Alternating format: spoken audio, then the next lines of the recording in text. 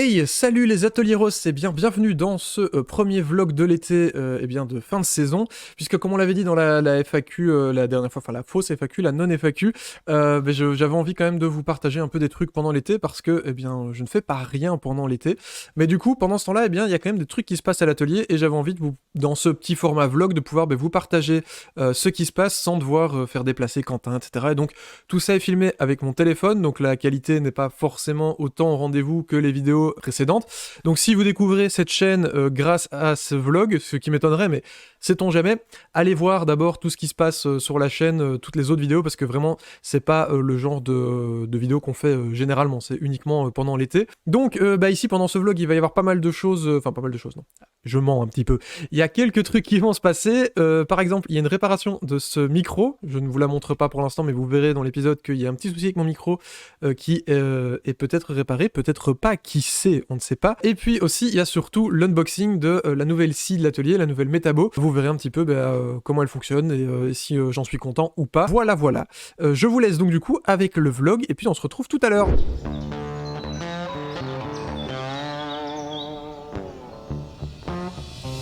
En fait, ce qui se passe, c'est que pour ceux qui nous suivent sur Twitch, j'ai un magnifique micro pour pouvoir faire les lives. C'est un pied de micro que j'ai, et un micro d'ailleurs, en fait, l'ensemble que j'ai acheté d'occasion sur Marketplace pour vraiment pas grand chose, genre une histoire de 25 balles, un truc comme ça, mais franchement il marche pas trop mal, en tout cas sur le stream les gens ne réclament pas, mais malheureusement, alors je ne sais pas pourquoi à mon avis, est-ce que c'est le changement de température brusque chaud-froid qu'il y a eu récemment, mais j'ai en fait la petite vis de serrage en fait qui a cassé net, et donc le système de serrage est pété, et en plus la vis a cassé à l'intérieur. Donc il va falloir que j'essaye de virer le bout de vis et potentiellement changer cette vis par une autre, parce que malheureusement j'ai une autre cage comme ceci, mais l'embout pour visser sur le pied n'est pas le bon, et je n'ai pas de quoi faire des raccords spéciaux, etc. Donc voilà. En tout cas, il va falloir que je trouve une solution pour réparer ça, et c'est la première chose que je vais faire dans ce vlog. C'est parti.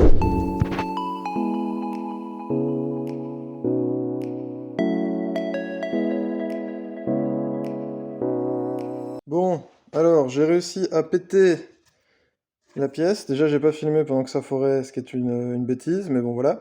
La pièce s'est pétée, et en plus j'ai foré à côté, donc bon. On va voir ce qu'on peut faire, c'est vraiment de la merde, hein. C'est pas pour rien que ça m'a pas coûté cher.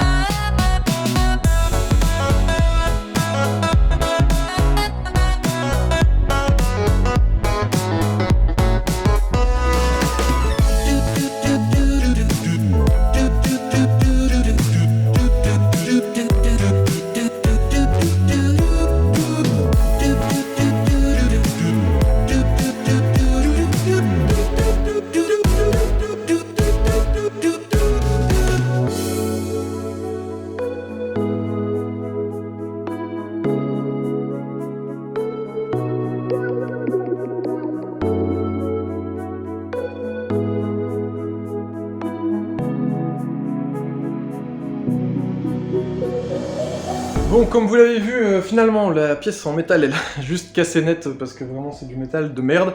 D'ailleurs, en voulant travailler un petit peu l'autre partie de la pièce, je me suis rendu compte qu'elle s'était un peu fendue aussi, donc j'espère que en la revissant, elle va pas casser aussi. Donc, on va voir, on verra un petit peu ce que ça va donner.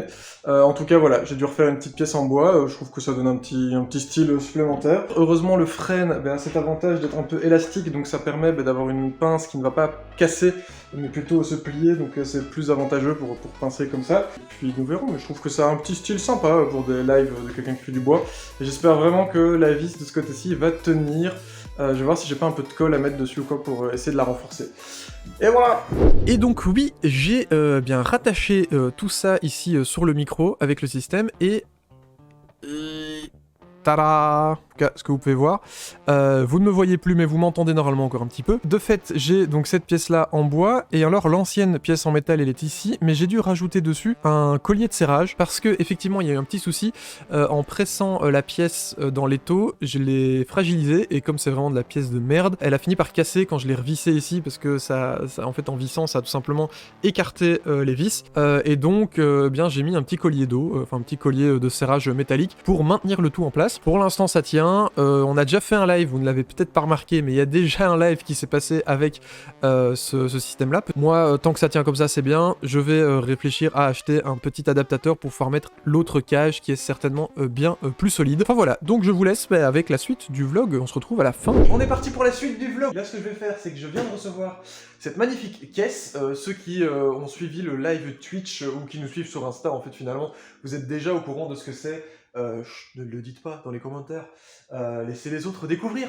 En tout cas là je l'ai reçu, alors le truc c'est que je l'ai commandé sur Max Outils, parce que ça m'avait été recommandé par d'autres youtubeurs, puis il y avait une grosse ristourne quand même sur cette machine là. Si c'est pas encore trop tard, je vous mets le lien dans la description quand même vers la boutique, mais c'est potentiellement déjà trop tard. Normalement c'était plutôt bien, alors c'est arrivé assez vite, en moins d'une semaine c'est arrivé. C'était censé, c'est bien marqué sur le paquet que c'est censé être livré sur palette et pas autre chose.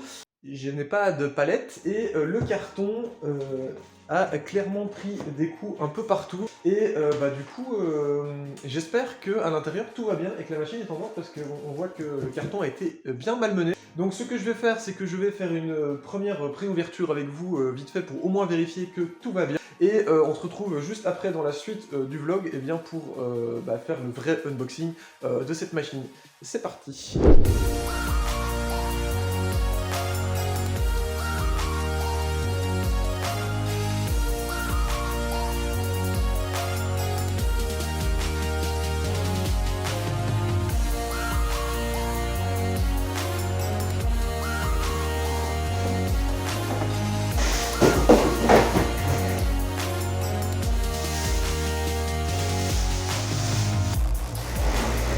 Dans la boîte, on a donc la scie qui est là, avec un guide parallèle, qui normalement doit être réglé parallèlement à la lame, mais semble-t-il c'est assez bien réglé de base, mais on vérifiera ça. Je trouve que le maintien en tout cas est très bon, parce qu'en fait on a un maintien devant et à l'arrière.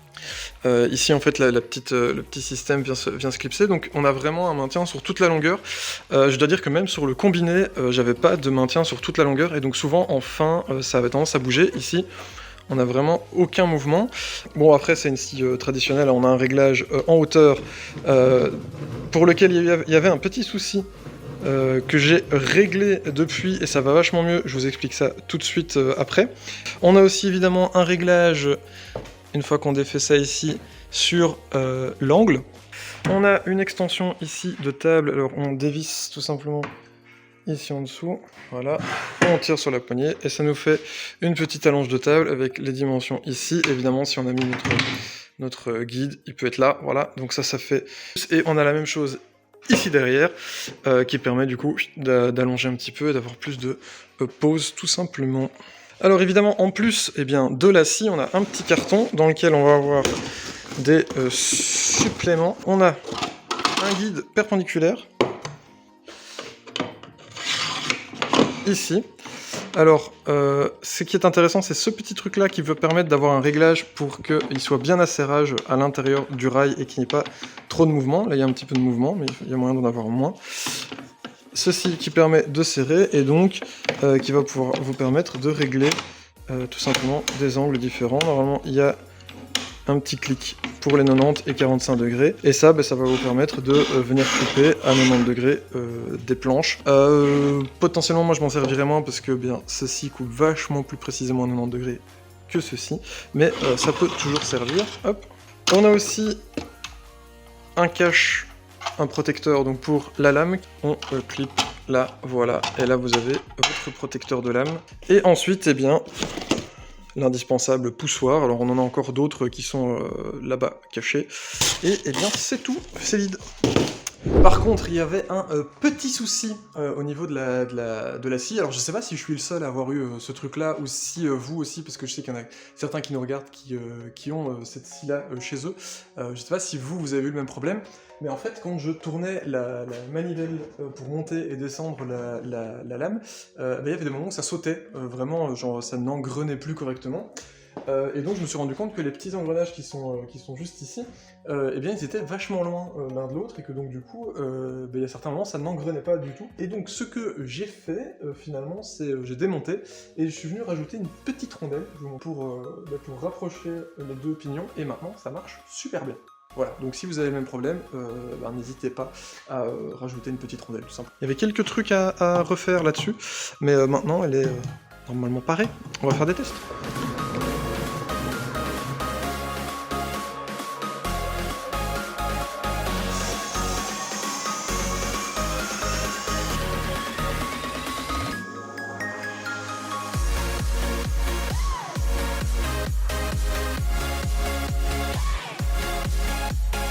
Eh bien, très franchement, les premiers essais sont hyper concluants. Franchement, la scie coupe vachement bien, parce que j'ai quand même testé dans du chêne, qui fait partie des bois potentiellement qu'on coupe les plus durs dans l'atelier ici, on va rarement beaucoup plus dur que ça. Elle a pas bronché, pas cramé, et pourtant c'est la lame de base qui est dessus.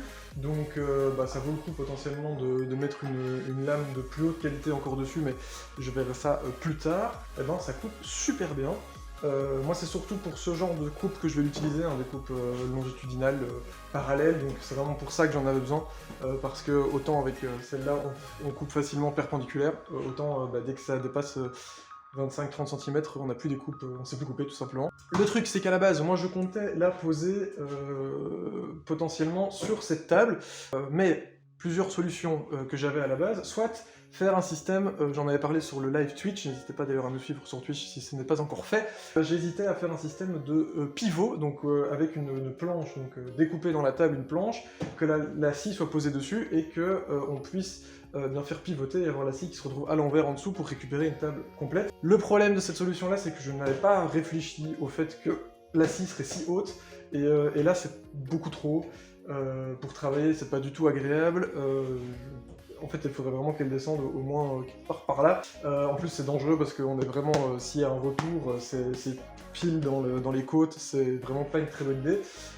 Donc, il faudrait vraiment que je la rabaisse, donc cette idée de rotation c'est compliqué. Une autre possibilité c'est carrément la mettre à la hauteur de la table, donc découper dans la table et la mettre à la hauteur de la table pour qu'elle fasse partie intégrante de la table. L'autre possibilité c'est de fabriquer une petite table à roulettes sur laquelle on viendrait uniquement poser cette scie et potentiellement certaines boîtes de scie qui sont là-bas et qui sont pas encore utilisées, enfin qui n'ont pas de rangement, et donc faire un truc mobile que je pourrais du coup déplacer à la fois quand on fait les tournages ou pas les tournages, et déplacer ce truc là un peu partout dans l'atelier. Voilà, dites-moi dans les commentaires ce que vous pensez de ces différentes idées, ce que vous feriez à ma place, ou si vous avez une autre idée potentiellement, parce que le truc c'est qu'on peut pas la laisser fixe à un endroit, parce que si je la laisse là, de 1 elle est trop haut, et de 2 elle empiète sur l'espace, je peux pas la mettre sur l'établi parce que j'aurais pas la place.